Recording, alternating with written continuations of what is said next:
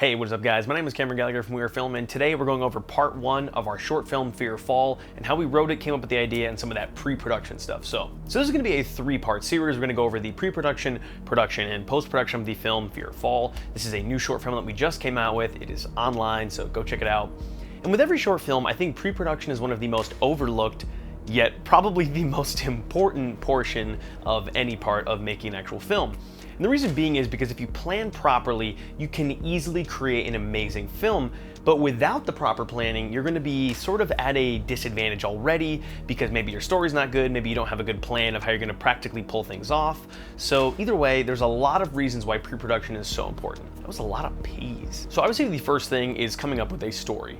Now, there's no real true way as to how to come up with an idea or come up with a story, but one of the things that I like to do is actually trap myself inside a box. So people usually say think outside of the box, and I like to say the opposite, think inside the box. So when you're coming up with an idea, think about the restrictions that you have and that you have to work within, and then come up with an idea based on that. Because A, you can actually pull it off, and then B, typically you have to be more creative to actually overcome a lot of those challenges. So with Fear of Fall, I really wanted to make a short film that had to do with the fall season because I love the colors and the look, and I knew I wanted to be able to shoot it either outside or in my apartment, and if I couldn't do that, then I wasn't going to do it. So again, that made a box around the idea of I have to write something that can be within my apartment or outside that's easy, free to get to, that can fit within that. So after that, it was coming up with a compelling idea to then drive the rest of that story. Now, I'm not going to sit here and tell you that I'm a master of storytelling or any of that, because I'm not, and there's a lot of things both in this short and a lot of other shorts that I could do a lot of work on. But one thing you want to usually start with is typically your plot line or the plot of the actual film. So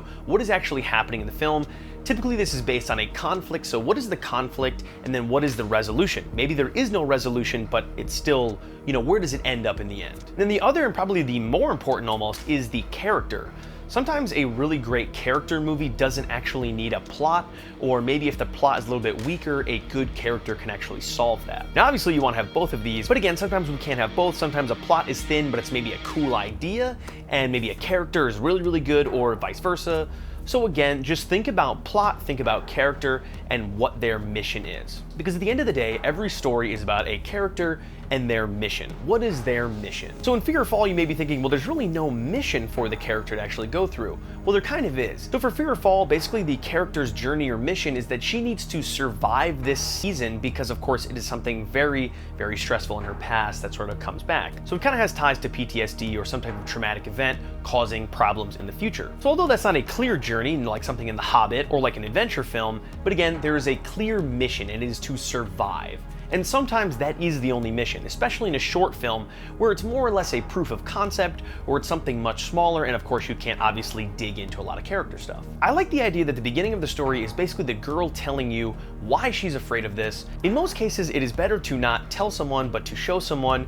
But of course, in this case, I really like the idea of the narrator, which is obviously our main girl, basically giving you the backstory as to why she is the way she is, and it's in sort of a therapy session. Now, obviously, that is not the main portion of the film. That is half of it. It sort of sets up our character, the post-traumatic stress that she deals with, and sort of how her character is dealing with this. So that way when we get to the horror portion of the short, you understand where she's coming from, and you hopefully have sympathy for that character. So again, once you figure out the plot and your character's mission and write that within the box of your constraints, I do think that you can easily have a great story. So you have your story, now what? Well, now comes the actual pre-production part of it, that is the pre-production. So this comes down to getting your locations, storyboarding or shot listing if that's something you're into. Now for this film, I didn't actually shot list or storyboard because I knew that some of the B-roll shots that we had during the narration were more like whatever looked good in the location, so we just kind of went to certain locations and I knew kind of what we were going to do. But again, that's more of a preference on me and what I like to do, but of course that could be different for each person.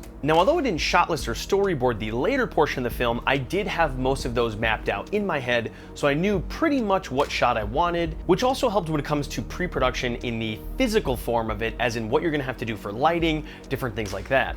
Obviously, storyboarding or shot listing will give you a good idea of the type of gear you're going to need, as well as how you're going to use that gear. So in our case, we were shooting day for night again, so again, that had to go into the planning. We had to figure out when we could get people there, what time we could have them there, for how long, and then how we were going to shoot everything we needed in that time frame. Staying organized during pre-production is one of the most important things, and this is really a preference thing for you. So if you're someone that likes to use Google Docs or maybe Apple Notes or whatever helps you stay more organized, that is going to help your cast and your crew. One thing I do love about Google Google Docs is that you can update things automatically. Now, although we didn't use this on the short, it really is a great thing to have. Everything has live updating, so your cast and crew can easily keep track of everything.